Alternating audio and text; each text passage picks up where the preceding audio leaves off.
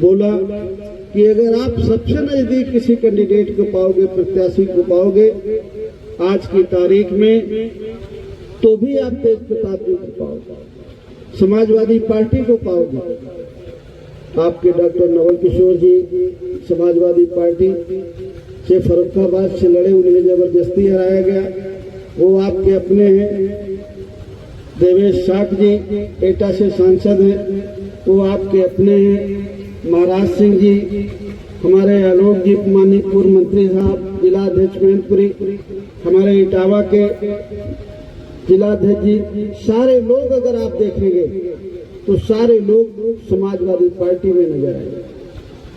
मैं लोकसभा चुनाव के पहले मैंने समाजवादी पार्टी का समर्थन किया और मुझको आदरणीय अखिलेश यादव जी ने कहा कि आपको भी लोकसभा का चुनाव लड़ा है, और मुझे उन्होंने जौनपुर से चुनाव लड़ाया, समाजवादी पार्टी के सिंबल साइकिल निशान पर लड़ाया, और लड़ाया नहीं जिता करके मुझे लाए, और आज आपके मैं सामने खड़ा। और इतना ही नहीं, सब लोगों ने मिलकर के मुझे समाजवादी पार्टी के संसदीय दल का उपनेता भी बनाया।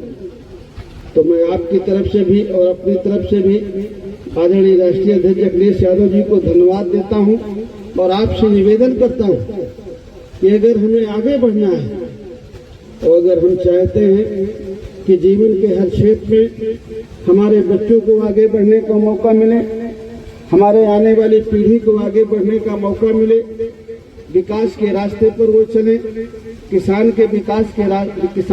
विकास के रास्ते पर जाए, मजदूर को उचित मजदूरी मिले, तो हमारे लिए जरूरी है कि जो गरीब की, कमजोर की बात करे पार्टी, जो पिछड़े और दलित की बात करे, पीडीए की बात करे, जो ये पार्टी बात करे कि जिसकी जितनी संख्या भारी उसकी उतनी हिस्सेदारी, जाति जनगणना हो, और जाति जनगणना के बाद जिस समाज की जितनी हिस्सेदारी आए उस हिस्सेदारी के हिसाब से सबको देने का काम।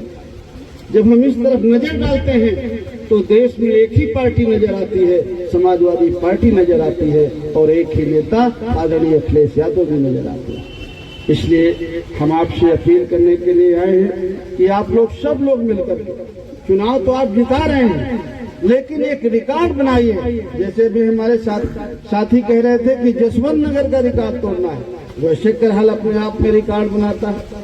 तो मैं आपसे अपील करूंगा कि आपका एक एक वोट, आपका और आपके रिश्ते नातों का एक एक वोट समाजवादी पार्टी के चुनाव निशान साइकिल में पड़ना चाहिए, और एक रिकॉर्ड बनाना चाहिए कि करहल के लोगों ने भारी बहुमत से जिता करके तेज प्रताप जी को भेजा। अभी 4-5 साल पहले 69,000 शिक्षक भर्तियां हुई थी। पिछड़ी जात को 27% का रिजर्वेशन है। वैसे हिस्सा तो हमारा बनता है, जितनी हमारी आबादी है वो 50-55% के करीब है। तो 69,000 में आधी सीटें से ज्यादा मिलना चाहिए पिछड़ी जात को, लेकिन अभी 27% का रिजर्वेशन मिला है। और उस 27% के रिजर्वेशन में 3.5% से कम पिछड़ी जात के बच्चों को दिया गया है। 16,000 बच्चे हमारे जो अध्यापक होते प्राइमरी में, वो होने से रह गए। अनुसूचित जात के भाइयों को, शेड्यूल कास्ट के भाइयों को जहां 23% रिजर्वेशन मिलना चाहिए, वहां उनको मिला 14-15%। पिछड़े और दलित का, दोनों का रिजर्वेशन खा करके उन्होंने अपने बच्चों को दे दिया।